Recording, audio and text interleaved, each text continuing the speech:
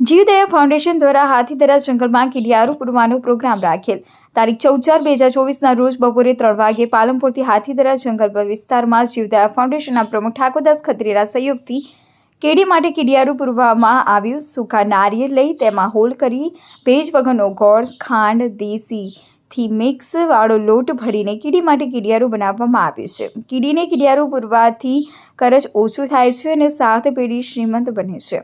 નારિયેળના કીડિયારુના કારણે કીડીને રોટી અને મકાન બંને મળી રહે છે.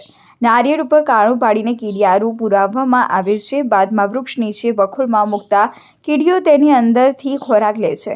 પણ ચોમાસામાં વરસાદથી બચવા આશરો પણ લે છે.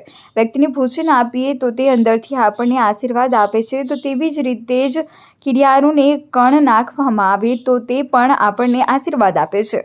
આપણી દરેક મુશ્કેલીમાં એ આશીર્વાદ આપણને બચાવે છે. પરંતુ કીડીઓને કણ નાખવાને લઈને એવું પણ કહેવામાં આવે છે કે જે લોકો કીડિયારું પૂરતા હોય છે તેમને મૃત્યુ પછી પણ સ્વર્ગ મળે છે.